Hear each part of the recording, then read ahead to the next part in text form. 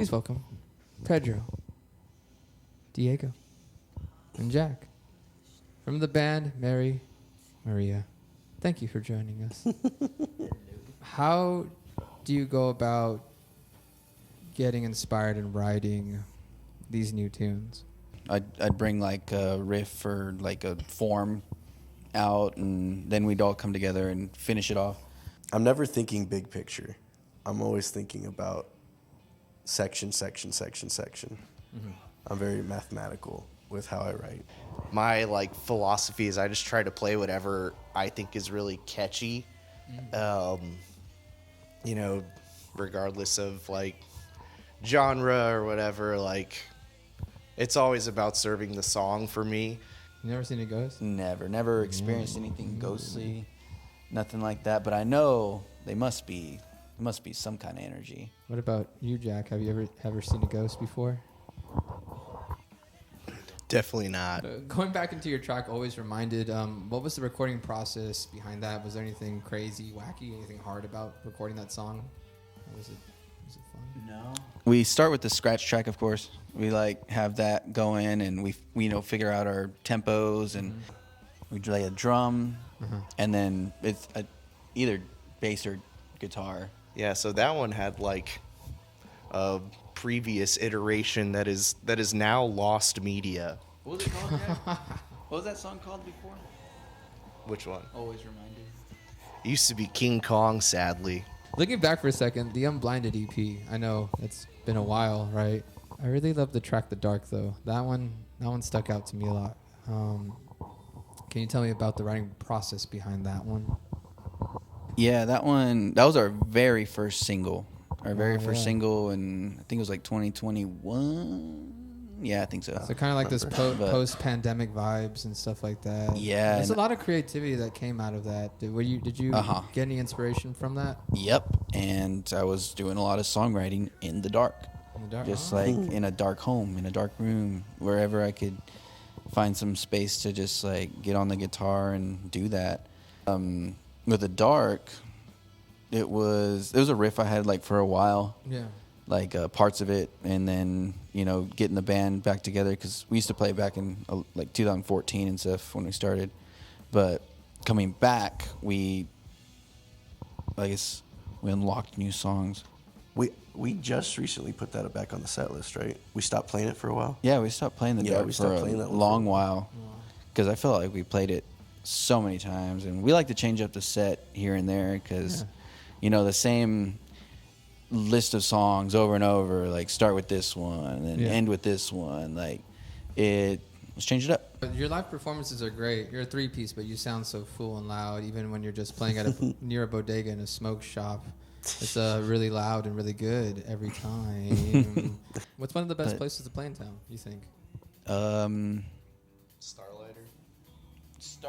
pretty dope. Yeah. I love the light show at Thirsty Camel, and they're fun. The atmosphere of having the camera filming the set, and everyone throughout the bar while they're gaming or having a conversation or out in the patio. Yeah. But we've only played there twice. Mm-hmm. And once, I don't think Jack was in the band at that time. Oh, wow. It was a long time ago. Different lineup, different songs even. Whoa. Mm-hmm. Yeah. How was that era? That was the 2016 era. Whoa. Yeah. Pre-Jack era. I wasn't born. But speaking of mathy tunes, something tells me that you like the band Hikes, Pedro. Yep. Are they an influence of yours? Definitely a big influence. Hikes is a big influence of mine as well. Chris Long is probably one of my favorite drummers. I've stolen a lot of his licks. I like how they play as a band, and a lot of the orchestration that Nay does in that band is how they transition to sections. They're not totally a chorus that's in a song. Whenever I first listened to them, I just thought it was a different way to songwrite. Yeah, everything about that band, from the songwriting to the execution to the actual content as well. Love them. Is there anything that you're listening to right now that's really been a big inspiration for you? Right now, I've just been listening to Tom Waits. Nice. Well, earlier you were singing Santana. I thought that was going to be the answer. No, not at all. It's just like the ocean.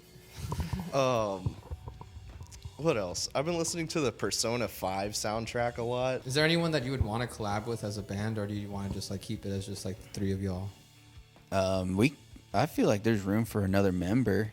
If the production gets like crazy, and we might need like to reach out and find another instrumentalist or backup singers, dancers, whatnot, whatever. Big now, let's go. Wherever it goes, I would be able to like totally open the doors for another instrumentalist or something.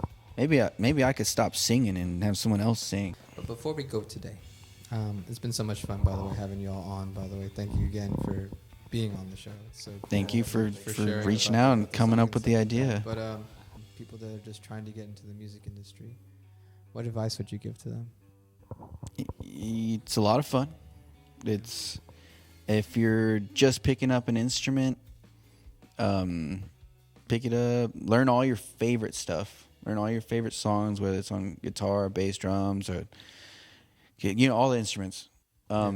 That'll help motivate you to like just keep furthering it, because you're playing all the stuff that you hear on the Spotify machine, on the radio, on wherever you hear it. And that's how I started. I started writing down songs that I hear and go look up the tabs for it on guitar, and just like, then you get better, and then you get better because you're learning like this and that. And yeah, but if you're going to start a band, I'd say if like you can't find members, go to shows. I would say to like be successful with working with other musicians, like you have to be able to take criticism really well, because you may not always have the best idea, and if one of your bandmates tells you like, oh, I think you should change this up in this way, you shouldn't like take that personally, and just kind of realize that your idea might not always be the best idea. And that's something that I really learned like with these guys, because they got music degrees and stuff. So like, whatever, at the end of the day, the song is what reigns supreme. And, change up your parts to fit with that. Don't get in your feelings if like your idea doesn't come out in the final thing, and that it's always really about the song. You can't have an even number of bandmates. That's how. No, that's how they break. That's how you break up. Stalemate, yeah. But that's actually good advice right there. Is that creative differences happen to be like the way bands always break up.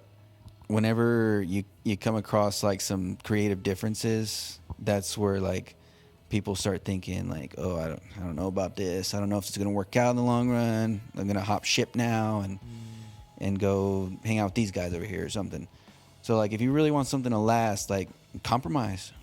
It's a band's a marriage. Like you can think of it that way. And if you really want to create like some great music, just listen to your friends, listen to your dudes, or really speak to what like resonates with what the song means. Yeah. Honestly, best advice I've gotten all week. Before we go, where can people find you on the social media? We're mostly active on Instagram. Mary Maria Band. Yeah. That's nice. You got a bunch of songs on all the streaming platforms. Sleep on It coming out. Do y'all have anything you would like to say to the internet? Guitar Dojo, very cool. Yeah. Check it out. Oh, yeah. You see everything behind us. You see this upright bass over here. Yep.